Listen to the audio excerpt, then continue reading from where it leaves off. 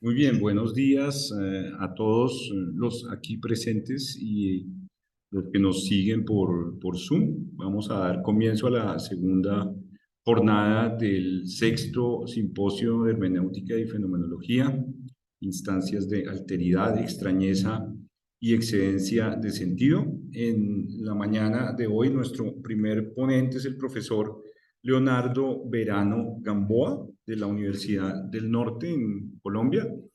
Leonardo Verano es doctor en filosofía de la Bergische Universität Wuppertal en Alemania. Se desempeña actualmente como profesor del Departamento de Humanidades y Filosofía de la Universidad del Norte en Barranquilla. Es miembro del Círculo Latinoamericano de Fenomenología, CLAFEN, de la Sociedad Colombiana de Filosofía y del Grupo de Investigación Estudia de la Universidad del Norte. Su trabajo docente se orienta a problemas relacionados con el cuerpo, el lenguaje y el arte en la filosofía contemporánea, y Leonardo nos presentará una ponencia titulada Gramática de la Resistencia en Merleau-Ponty y Adorno. Leonardo, un gusto tenerte aquí con nosotros. Te cedo la palabra. Y, Gracias, perdón, José voy a Eduardo. poner entonces Sí, gracias. Bueno, buenos días.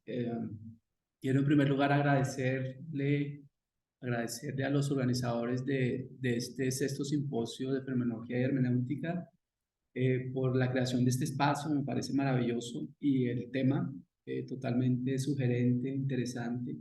Entonces, en primer lugar eso. Segundo, excusarme por no haber podido estar en la jornada de ayer y no poderlos acompañar también, digamos, en el resto del simposio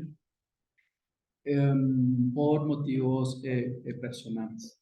Entonces, voy a leer el texto que preparé y, bueno, lo acompaño allí con la muestra de las citas que Luis Eduardo me va a ayudar allí pasando esto.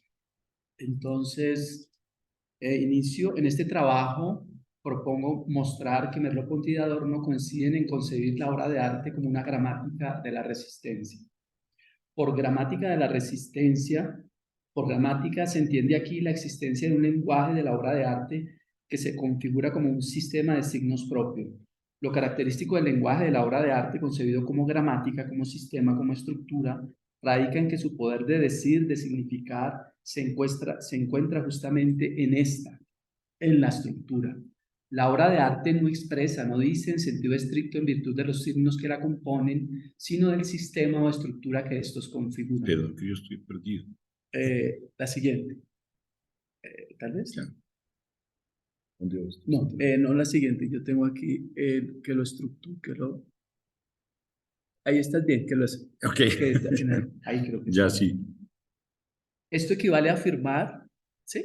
perfecto. Esto equivale a afirmar, observa Adorno, la inexistencia del sentido del arte, ya que lo que éste dice no aparece como una cosa, un signo que se pueda localizar, identificar.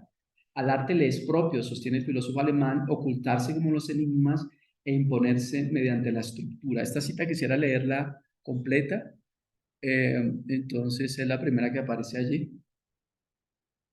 Esto está acá.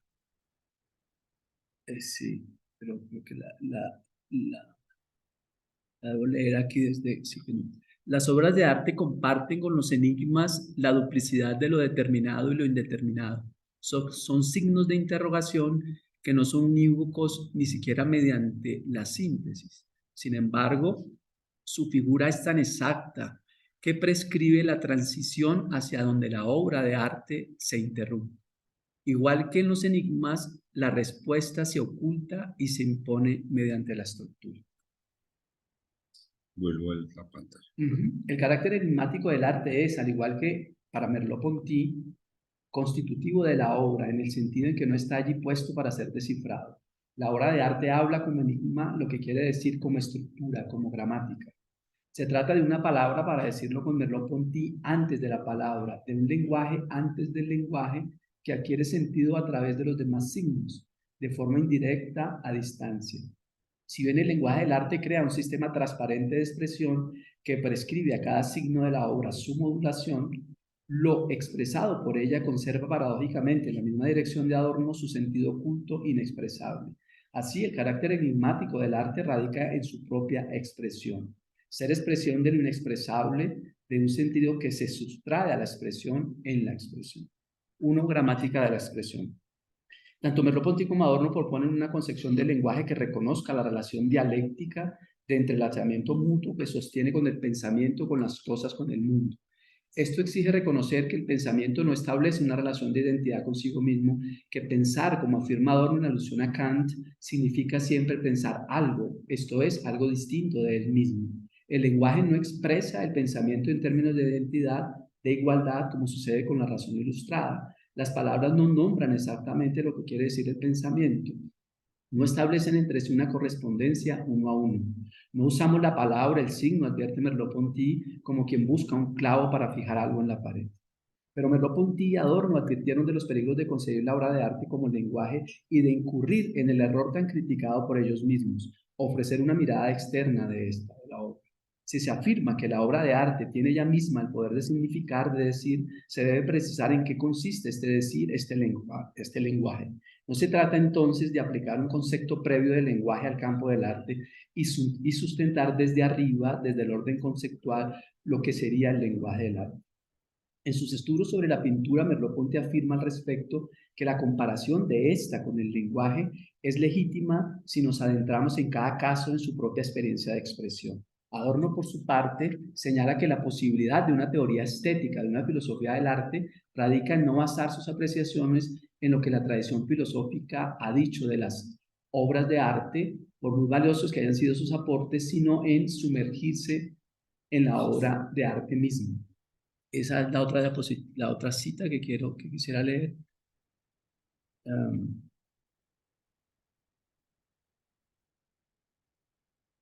Esta sí. Lo que puedo intentar es mostrarles y hacer productivo lo que la filosofía dialéctica encierra de experiencia viva. No hay otro camino para esa objetividad que sumergirse en la obra de arte misma. Gracias. La exigencia de dirigirse a la obra de arte, a la cosa misma, para comprender su sentido, su lenguaje, no es simplemente un criterio metodológico que nos permita el acceso al objeto estudiado, sino que es aquello que caracteriza la experiencia estética. La expresión de la obra de arte es expresión del propio sistema de signos o gramática que la estructura. Dicho de manera más precisa, el modo en que se estructuran o organizan los signos de la obra es el modo que tiene de expresar, de decir. El sistema de signos o gramática no precede a la expresión de la obra, no funciona como una estructura previa cuyo trazo deba seguir la expresión de su sentido. Es la gramática de la obra, esto es, el orden, la estructura y el funcionamiento de los elementos que la integran, la que tiene el poder de significar, de expresar. La obra de arte expresa como gramática, lo que quiere decir que no lo hace en forma arbitraria, que su sentido es la expresión de un sistema regido por reglas que le dan su precisión, su exactitud.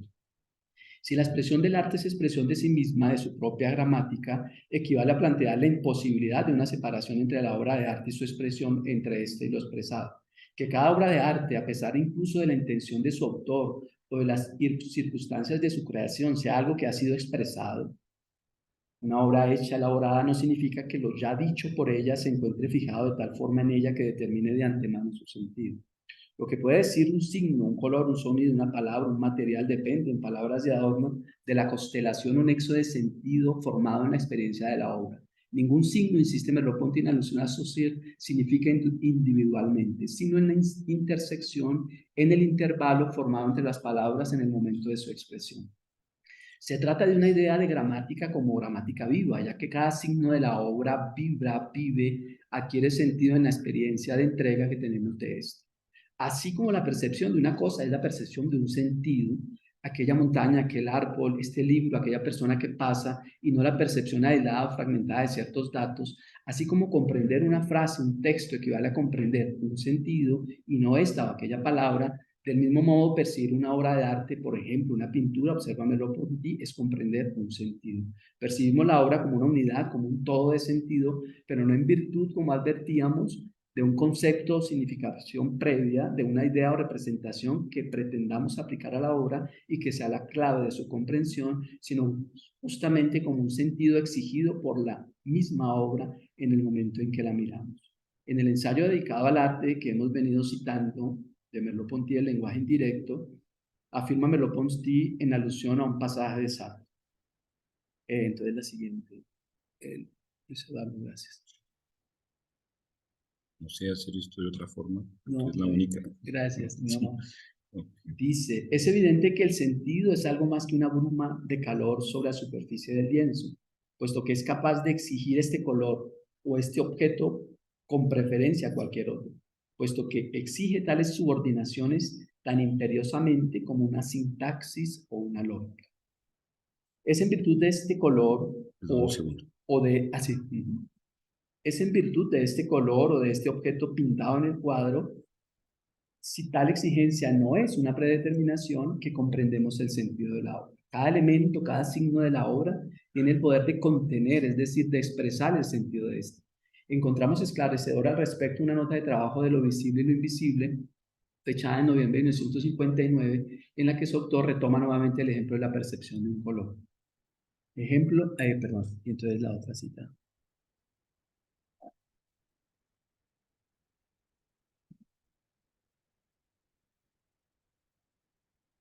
Dice Merleau-Ponty.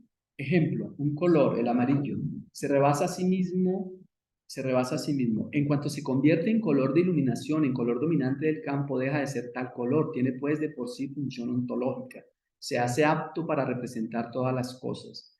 Con un solo movimiento se impone como particular y deja de ser visible como particular. El poder que tiene cada elemento de la obra, en este caso un color, de decir sobre el sentido de esta, de un atardecer, un campo de trigo, un autorretrato, radica en que llega a ser emblema o representante de los demás y lo hace como irradiación de un campo y no propiamente a través de una representación o de una idea. Este o aquel color participa de los demás elementos del cuadro, no como se participa de una idea, subordinándose a una noción o a un concepto, sino impregnándolos él mismo de su color, irradiando cada espacio de la tela. Esta es otra forma de decir que la unidad del sentido de la obra no se impone desde afuera, sino desde cada uno de los elementos que la componen. El color comunica desde dentro con el todo el sentido de la obra como color segregado, esparcido en la tela. Adorno, por su parte, señala en sus cursos sobre estética de 1958 y 59 que los problemas en que incurren las teorías clásicas y modernas del arte tienen que ver en gran parte con el hecho de perder el sentido esencialmente dialéctico de la experiencia estética, lo que equivale a subordinar las partes de la obra al todo o a aquellas. Ya se hable explícitamente en nombre del sentido racionalista del arte o de su racionalismo, como sucede con buena parte del arte moderno, se cae, de acuerdo con Adorno, en una visión formalista al imponer a la obra de arte categorías abstractas preestablecidas propia de la llamada por él estética desde arriba. Adorno explica el tipo de relación sostenido entre el todo y las partes de la obra de arte como una relación entre la forma y el contenido.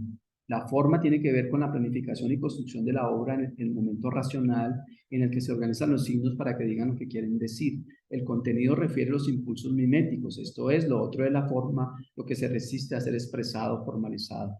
El contenido no remite a la forma y viceversa como si fueran realidades extrapartes, sino que se encuentran en una relación de mediación recíproca, en un tono muy cercano a la crítica que dirige Merleau-Ponty a la subestimación de la forma, sostiene Adorno. Entonces viene la otra.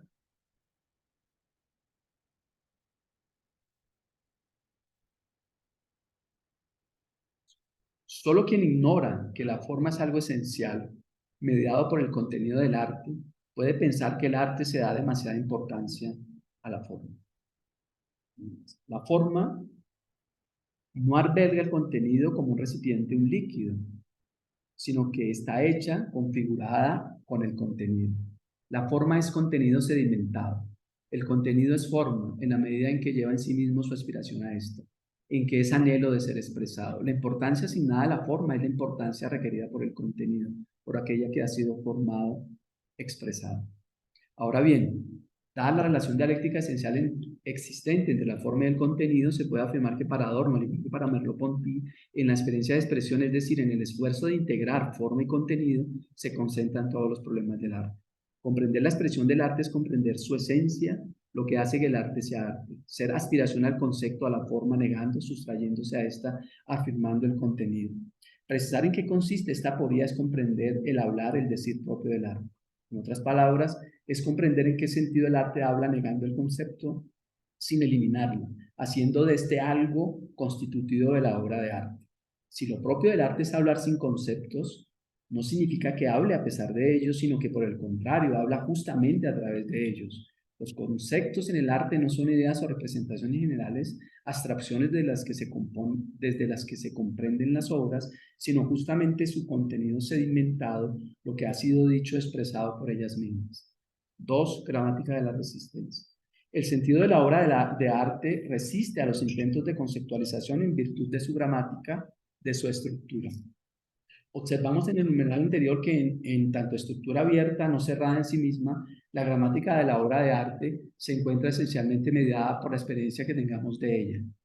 Su sistema de signos no es un en sí, pero tampoco un para sí. Si con ello se entiende una existencia sin mediación, como la idea de una razón absoluta abstracta, sin lenguaje, o para decirlo con Merleau-Ponty, sin cuerpo. La expresión de la obra de arte se encuentra mediada por el sujeto que tiene experiencia de ella, en palabras de Adorno, por el sujeto estético. Su mediación consiste en que literalmente participa en la configuración del sentido de la obra, en que es parte de ella. Lo que dice la obra lo dice con su propia voz, con la voz de un yo, de un sujeto que no es distinto a la obra misma, del sistema de signos o gramática que la configura. Entonces es la siguiente cita.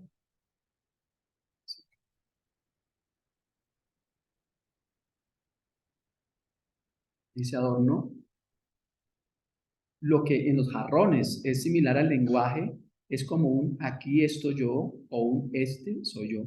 Una mismidad que se extrajo de la interdependencia de lo existente ya antes del pensamiento identificador. Así, un rinoceronte, el animal mudo, parece decir soy un rinoceronte. Lo que permite que el decir de la obra, su voz, no se reduzca a la voz del yo individual, del artista o del intérprete, es justamente que tal decir emerge en la sustracción del yo individual, esto es, en el momento en que el sujeto se entrega a la obra y habla desde ella. El sentido de su palabra, en forma similar a lo planteado por Merleau-Ponty, tiene que ver más con una atmósfera, con un éter segregado por la obra, por su sistema de signos, por su gramática, que con el uso que haga el sujeto estético de determinados signos al servicio de significados preestablecidos. En una de sus críticas al carácter idealista del arte romántico escribe Adorno. Es la siguiente.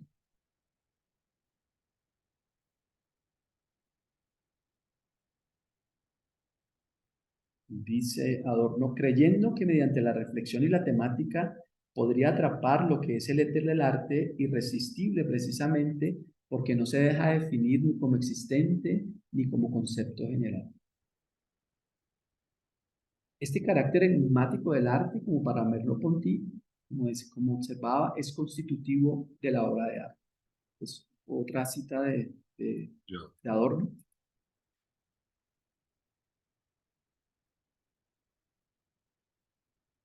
Si el carácter enigmático de las obras de arte no está localizado en lo que se experimenta en ellas, en la comprensión estética, sino que solo se manifiesta a distancia, la experiencia que se sumerge en las obras de arte y que es recompensada con la evidencia forma parte del enigmático, que algo entrelazado plurívocamente se pueda entender empero de una manera unívoca. ¿Cómo estoy de tiempo? Me queda... No, está bien. Sí. Pues quedan, perdón, yo miro ahorita. Sí, tienes 13 minutos. Perfecto. Gracias. Es porque la obra de arte se percibe de una manera unívoca como un todo que es enigmática, ya que ofrece la ilusión de una comprensión de sus sentidos sin mediación, cuando en realidad éste se encuentra atravesado plurívocamente. En esta dirección entendemos la afirmación de Adorno de que el todo no existe, si por ello se entiende una estructura de la obra que preexiste a su experiencia. El todo, como la unidad del sentido de esta, existe como enigma, como una estructura viva, ya que emerge en cada signo de la obra.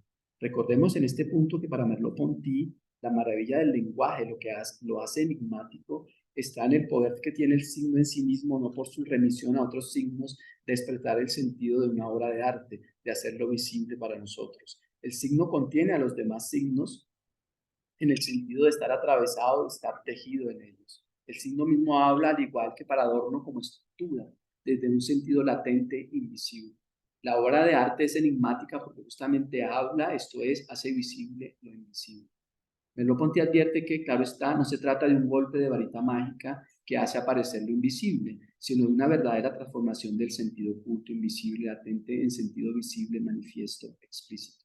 La transformación vivida por el sentido es enigmática porque hacer expresión de la obra, de su unidad, la percibimos como una estructura, una gramática que, articulada y cohesionada por cada uno de sus elementos, de sus signos, aparece como el cuerpo transparente del lenguaje. Esto es como un destello, una irradiación que solo es posible como destacamiento, desde un fondo no manifiesto que permanece oculto.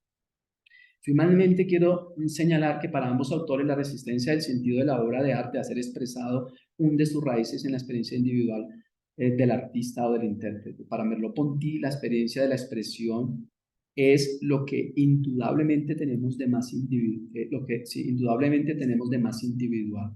Es lo más individual porque es expresión de la diferencia en su modo de percibir y de ser percibido. Su modo de percibir, en la medida en que deja de complacerse en sí mismo, en que esa exploración de lo percibido entrega en que esa exploración de lo percibido entrega a la obra es el punto de articulación, el signo que se destaca en la estructura, en la gramática de esta. La virtud de la percepción, de la experiencia sensible, radica justo en que va más allá de las significaciones establecidas y nos presenta de las cosas, sentidos que aún no habíamos visto.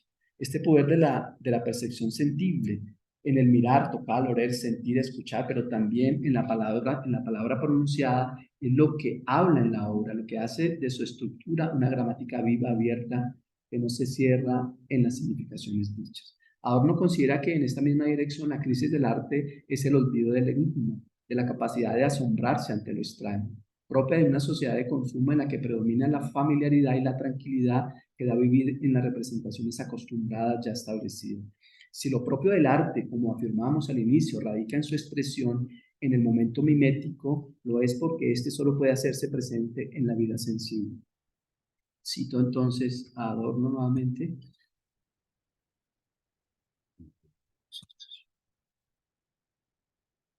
Al arte lo mueve el hecho de que su encantamiento, un resto de la fase mágica, sea refutado en tanto que presencia sensorial inmediata por el desencantamiento del mundo, mientras que ese momento no puede ser borrado. Solo en él se puede preservar el mimetismo del arte y tiene su verdad en virtud de la crítica que ejerce mediante su existencia a la racionalidad que se ha vuelto absoluta.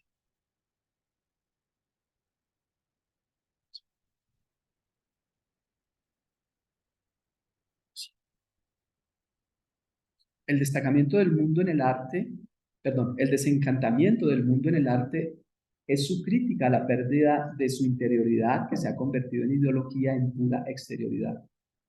El rechazo del placer producto de la obra de arte, en tanto placer producido por la industria cultural, no lo excluye, sino que por el contrario lo afirma con su poder más íntimo de expresión del dolor, del sufrimiento.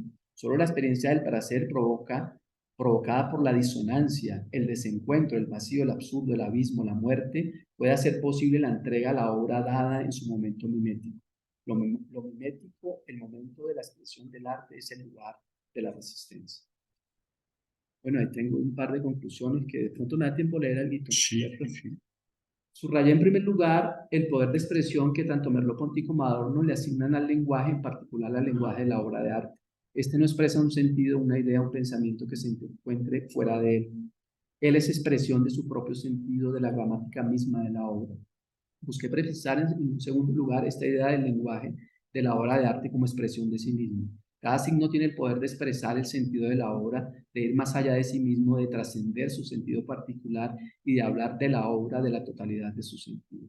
Esto es posible porque los signos de la obra se encuentran articulados entre sí, formando un sistema, una gramática que prescribe su funcionamiento, pero no en forma unilateral, sino advertíamos desde una relación dialéctica entre la obra, su gramática y los signos de que está hecha. Si la obra habla como gramática, entendida esta en sentido dialéctico, significa que su manera de decir consiste en negar o rechazar sus propios signos, en permitir que digan lo que no han dicho, en hacer, en palabras de Merleau-Ponty, visible lo invisible. Cada signo habla en ella como negación de sí mismo al ir más allá de su significado convencional, al entrar en relación con los demás signos de la obra y expresar un sentido nuevo, un sentido que no existía en lo dicho por esto. Vimos que en esto radica para ambos autores el carácter atmosférico y localizable del sentido expresado por la obra de arte. El sentido no se encuentra fijado en el signo, sino que emerge en medio de los demás signos, entre lo no dicho y lo no dicho por la obra. Es lo que se quiere decir cuando afirmamos que la obra que la obra habla como gramática. Sus sentidos se forman en la relación que establecen los signos entre sí, en palabras de Adorno, en el modo de una constelación o nexo de sentido. Si para él el todo de la obra no existe, lo es porque su sentido es ilocalizable, porque está en todas partes y por ello en ninguna. Afirmé finalmente que el lenguaje de la obra de arte es el lenguaje de la resistencia. Su sistema de signos, su gramática se configura en la propia experiencia de la obra. Se trata de un lenguaje, una gramática viva, en la medida en que lo dicho por los signos emerge en la experiencia de entrega a la obra, como un sentido que no solo no es impuesto desde afuera, sino que se configura como rechazo de las significaciones preestablecidas.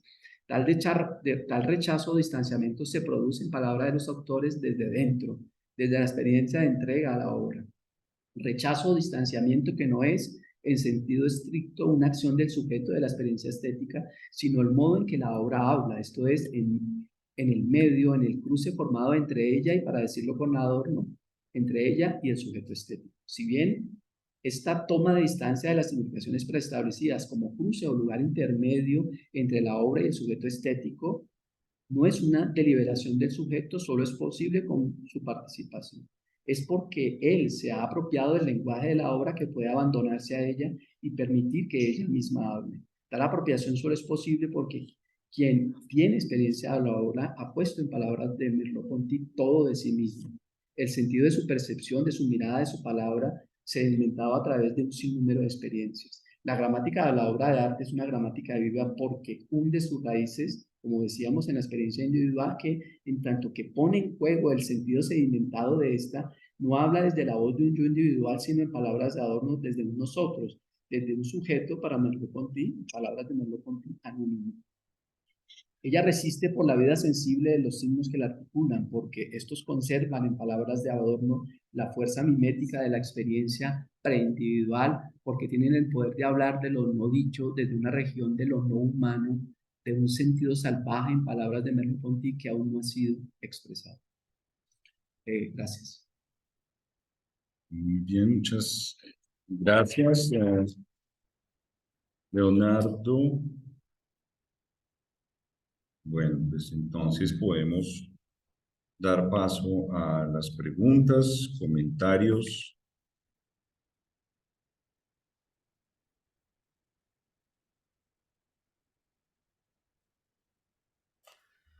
Aprovecho para invitar a las personas que se encuentran en el Zoom de YouTube a levantar su mano para que si quieren hacer alguna pregunta o comentario podamos activarles el sonido.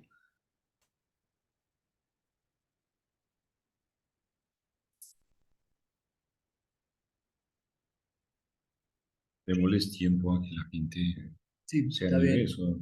está bien, sí. Morales, por favor, si puede activar su cámara. Ahora sí, disculpen. Hola Leonardo, muchas gracias por tu exposición, la encontré tremendamente interesante. Probablemente y sin planificación alguna, quizás mi exposición va a dialogar un poquito con la tuya, muy poquito sí, porque la mía no se centra tanto en la estética. Tengo un comentario y tengo una pregunta, pero puede que vaya muy lejos, digamos, no es necesario que la responda, no sé, es una inquietud que me nace, ¿cierto?, del poco conocimiento que tengo de Adorno. El primer comentario es que me gustó mucho, sobre todo el énfasis que hiciste dentro de las diferentes uniones o relaciones que hiciste entre Adorno y Merleau-Ponty.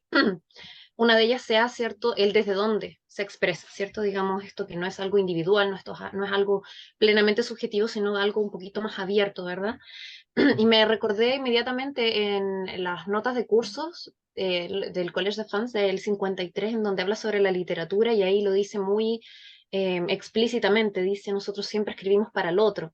¿cierto? De alguna forma, al estar involucrados culturalmente, siempre estamos de alguna forma abiertos al otro o siendo invadidos por el otro. Ahí hay siempre una relación de tira y afloja con este mundo cultural que es otro. Y me recordó mucho a eso porque es algo que también me interesa bastante, ¿cierto? Cómo pensar el sujeto Merleau-Ponty y las diferentes implicancias que esto tiene en cómo entendemos la expresión. Y es aquí donde viene mi consulta, porque uno de los elementos más célebres, por lo menos de la filosofía de Adorno, a mi juicio, o el motivo por el cual yo lo conozco más, ¿cierto? Es su gran crítica a la cultura de las masas, ¿cierto? Digamos, al mass culture, ¿cierto? Y porque esto sería un problema. Y creo que no estoy segura de si Merleau-Ponty compartiría esta crítica a la cultura de masas, porque me parecería, acá estoy haciendo, ¿cierto?, una asunción un poco apresurada, por eso tomarlo con pinzas, que Merleau-Ponty establecería algo como que la cultura de masa, ¿cierto? No podría comprenderse como tal siempre que el sujeto que experimenta estas obras, esas formas de expresión, esta forma de cultura, ¿cierto? Nunca es un sujeto plenamente pasivo, sino que siempre está resignificando estas obras. Entonces me gustaría conocer tu perspectiva con respecto a este punto en particular. Gracias, Laura. Paulina. Sí, perdón, Paulina. Paulina.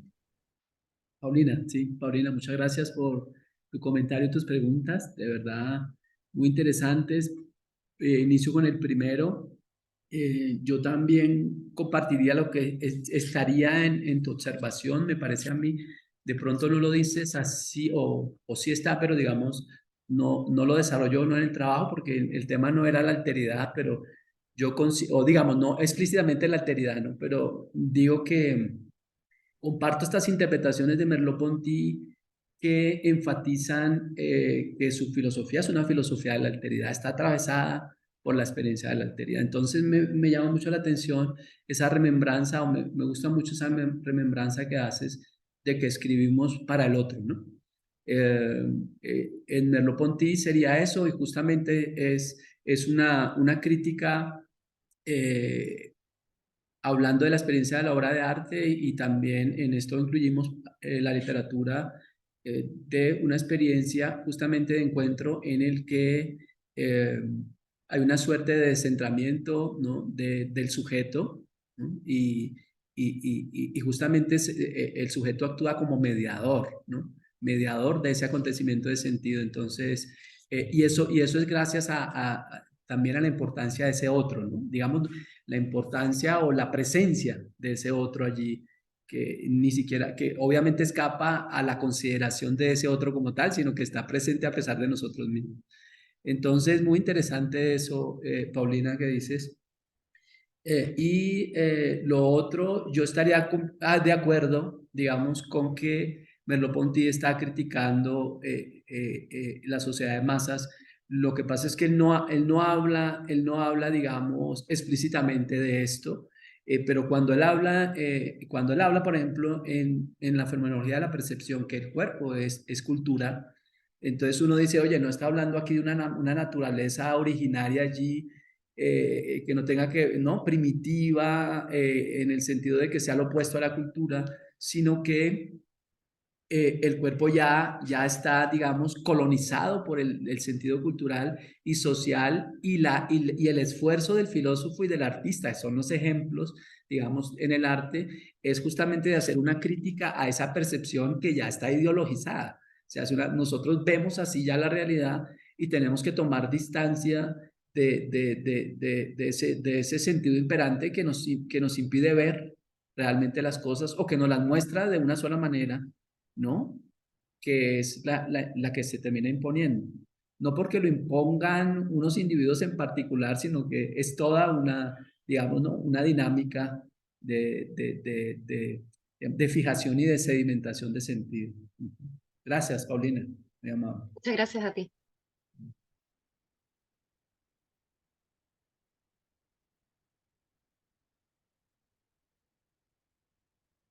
Muy bien, si hay más preguntas.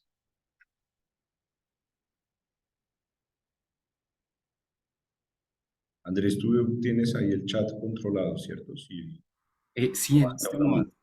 momento no tenemos otra pregunta Pues en es que este mientras momento. tanto, a mí me gustaría preguntarle a a Leonardo, tal vez a propósito de lo mismo, sobre esa noción de resistencia que, digamos, en el texto en lo que alcancé a seguir, pues estaba aquí, cuestiones Sí, técnicas también, la resistencia la muestras más a veces como resistencia a la expresión o resistencia a expresarse de ese fondo que queda, que se resiste a volverse concepto, que se resiste a volverse el lenguaje o algo así. sí, sí, sí.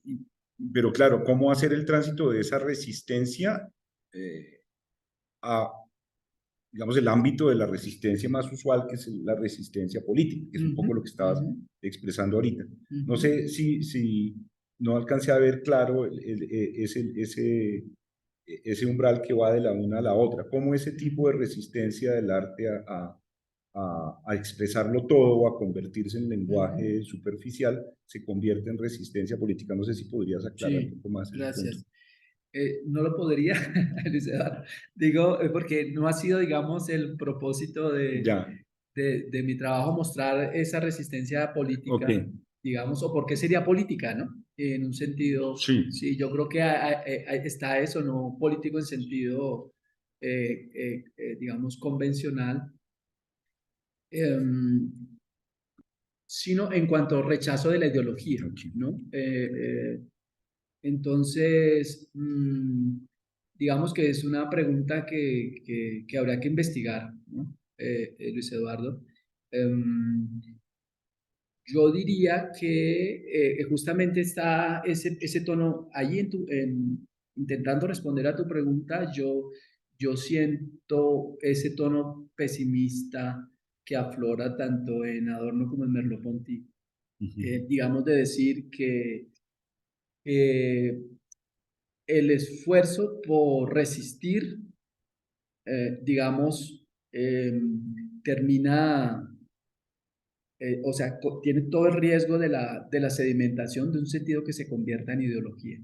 Digamos, la obra misma de arte revolucionaria que rompe con sentido, que crea sentido, esa misma obra puede funcionar como ideología.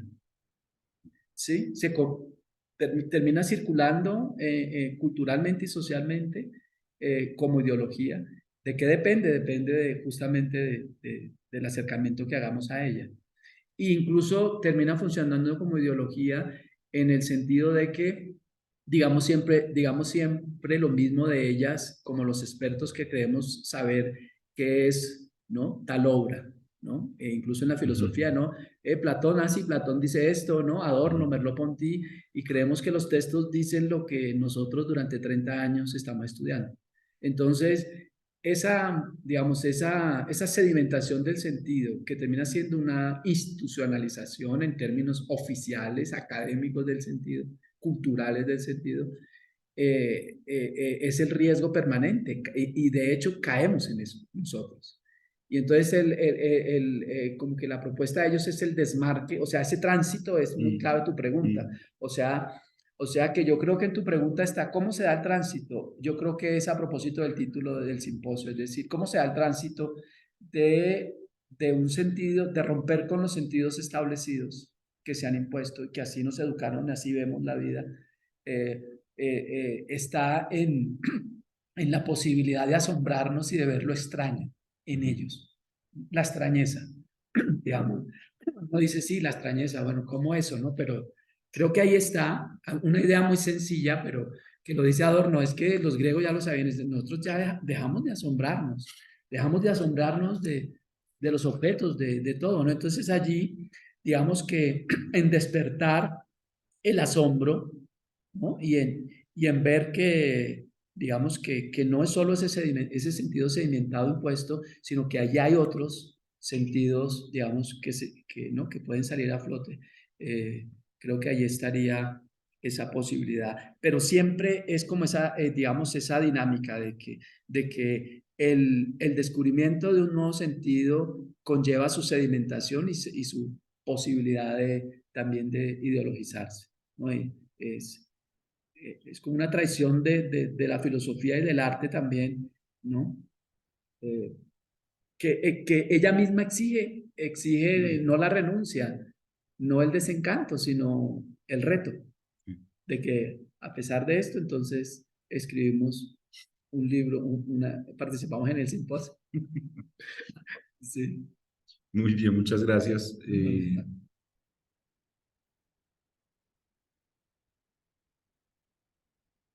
Bueno, entonces, muchas gracias a Leonardo otra vez. Si no hay más preguntas, creo que podemos encadenar de inmediato con la ponencia de Paulina Morales, que ya tuvimos ocasión de verla.